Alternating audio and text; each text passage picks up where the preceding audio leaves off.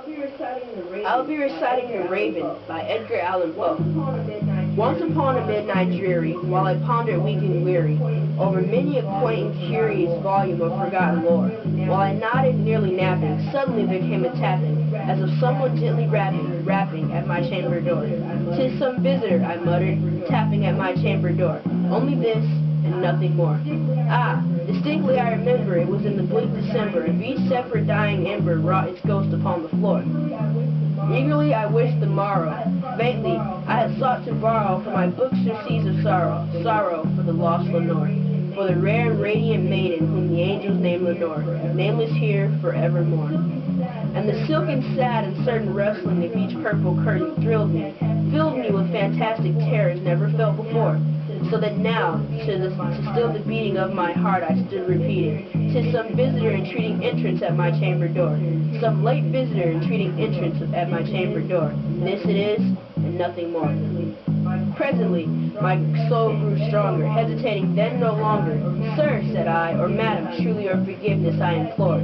But the fact is I was napping, and so gently you came tapping, and so faintly you came tapping at my chamber door, that I scarce was sure I heard you. Here I opened wide the door, darkness there, and nothing more. Deep into that darkness peering, long I stood there, wondering, fearing, doubting, dreaming dreams no mortal ever dared to dream before. But the silence was unbroken, and the stillness gave no token, and the only word there spoken was the whispered word Lenore. This I whispered, and an echo murmured back the word Lenore. Merely this, and nothing more.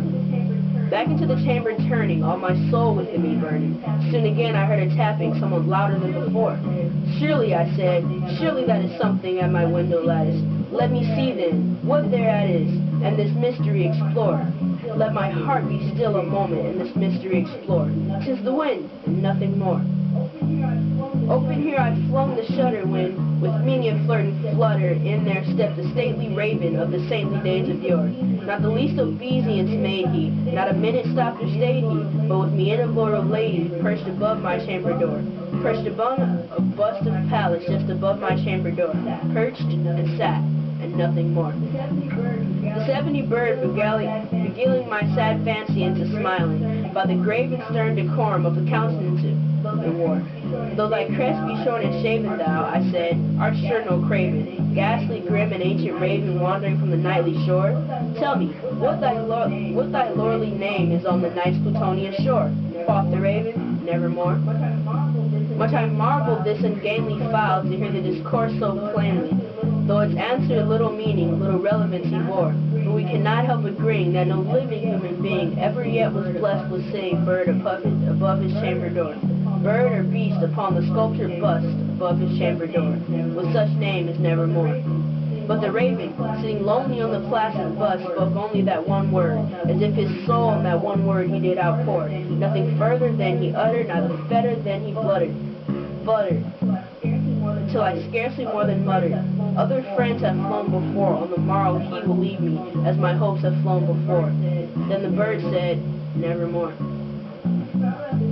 Startled at the stillness, broken by a reply so aptly spoken, "Doubtless," said I, what it utters its only stock and store. Some unhappy master, whose unmerciful disaster followed fast and followed faster, till his songs one burden bore, till the dirges of his hope that melancholy burden bore, of nevermore. But the raven, still beguiling all my fancy into smiling, spread at will the cushioned seat in front of the bird and bust and door. Then upon the velvet sinking, I betook myself to linking, fancy unto fancy, thinking what this ominous bird of yore, what this grim, ungainly, ghastly, gaunt, ominous bird of yore, meant in croaking, "Nevermore." This I sat engaged in guessing, but no syllable expressing, till the fowler's fiery eyes now burned into my bosom's core. This and more I sat divining, with my head at ease reclining, on the cushion's velvet lining that the lamplight gloated o'er, but whose velvet violet lining with the lamplight gloating o'er.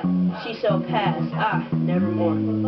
Then methought the air grew denser, perfumed and unseen censers, swung by seraphim whose footfalls tinkled on the tufted floor. "Wretch," I cried, "that God hath lent thee, by these angels he hath sent thee, respite and pent from thy memories of Lenore. Quaff, oh quaff this kind of nepenthe, and forget this lost Lenore. Quoth the raven, nevermore.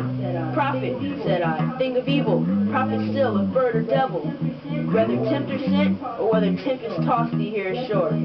Desolate, yet all undaunted, on this desert land enchanted, on this home by horror haunted, tell me truly, I implore, is there balm in Lugi? Tell me, I implore. Quoth the raven, nevermore. Prophet, said I, think of evil, prophet still, if bird or devil, by that heaven that bends above us, by that God we both adore, till this soul of sorrow laden is within the distant Aden, it shall clasp a Satan maiden, whom the angels name Lenore, clasp a rare and radiant maiden, whom the angels name Lenore. Quoth the raven, nevermore.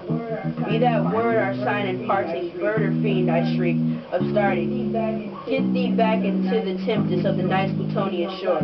Leave no black plume as a token of that lie thy soul hath unspoken. Leave my loneliness unbroken, quit the bust above my door. Take thy beak from out my heart, take thy form from off my door. Quoth the raven, nevermore. And the raven, never flitting, still is sitting on the pallid bust of Pallas just above my chamber door. And his eyes have all the seeming of a demon's that is dreaming, and the lamplight o'er him streaming throws his shadow on the floor, and my soul from out that shadow that lies floating on the floor shall be lifted, nevermore.